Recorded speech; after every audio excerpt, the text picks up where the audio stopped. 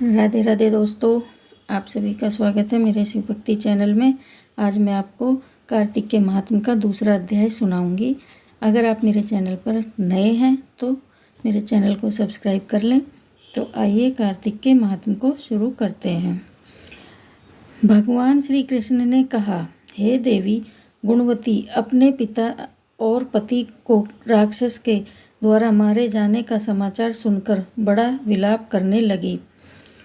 हाय नाथ, हाय पिता, मुझको त्याग कर तुम कहाँ चले गए? मैं अकेली कन्या हूँ, तुम्हारे बिना अब मैं क्या करूँ? अब मेरे भोजन और वस्त्र आदि की व्यवस्था कौन करेगा? घर में स्नेह पूर्वक मेरा पालन पोषण कौन करेगा?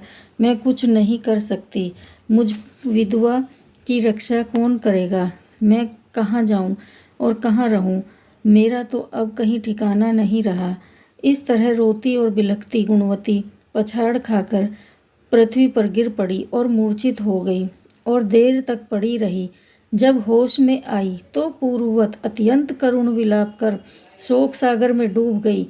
जब कुछ संभली तो उसे ध्यान आया कि मेरे पिता तथा पति की मृत्यु के पश्चात उनकी क्रिया करनी चाहिए जिससे उनकी गति हो सके।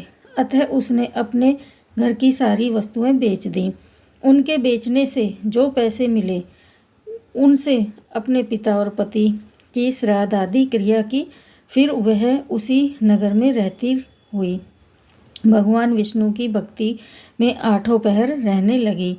उसने जन्म से लेकर मृत्यु तक नियम पूर्वक सारी एकादशियों के व्रत और कार्तिक महीने में उपवास तथा व्रत किए। हे प्रिय, ये एकादशी और कार्तिक व्रत मुझको बड़े ही प्यारे हैं।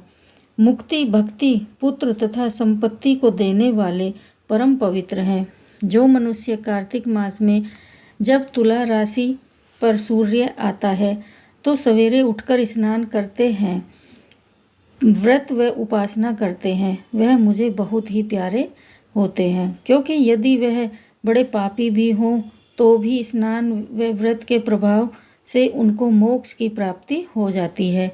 जो मनुष्य कार्तिक में स्नान, जागरण, दीपदान तथा तुलसी के वृक्ष की रक्षा करते हैं, वह साक्षात विष्णु भगवान के तुल्य हैं।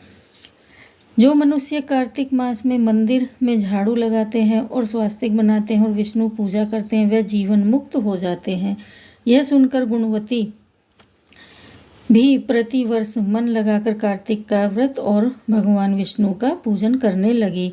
हे प्रिय, एक बार वह ज्वरग्रस्त थी और दुबली हो रही थी। फिर भी वह किसी न किसी प्रकार गंगा स्नान के लिए चली गई। गंगा तक पहुंची भी, किंतु शीत के मारे वह बुरी तरह से कांप रही थी। वह एकदम शिथिल हो गई। तब वह मेरे यानी कि विष्णु भगवान के दूतों के द्वारा मेरे धाम में लाई।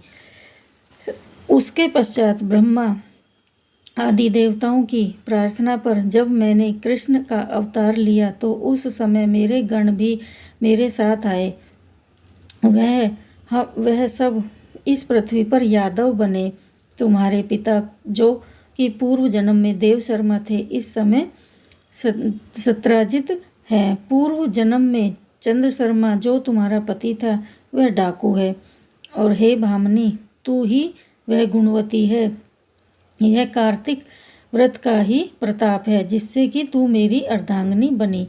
पूर्व जन्म में तुमने मेरे मंदिर के द्वार पर तुलसी का पौधा लगाया था।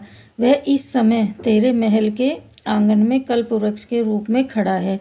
तुमने जो उस जन्म में दीपदान किया था उसके कारण तुम्हारी देह सुंदर है, तुम्हारे शरीर में शोभा है और घर में साक्षात लक्ष्मी निवास करती है। तुमने चूंकि पूर्व जन्म में अपने समस्त व्रतों का फल पति स्वरूप विष्णु के अर्पण कर दिया था, उसी के स्वभाव से तुम इस समय मेरी प्रिय भामिनी हो।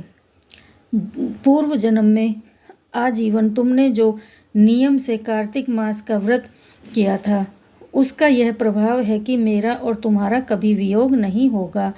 इस प्रकार जो कोई कार्तिक मास में व्रत आदि करते हैं वह मुझे तुम्हारे ही समान प्रिय होते हैं। वह लोग जो दूसरे जप तप यज्ञ दान आदि करते हैं। कार्तिक मास में किए गए व्रत के सामने उनका फल बहुत थोड़ा होता है, यानी कार्तिक मास के व्रतों का 16वां भाग भी नहीं है।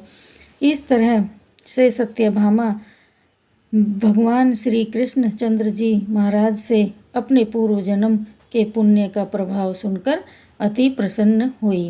बोल कार्तिक के महात्म की जय।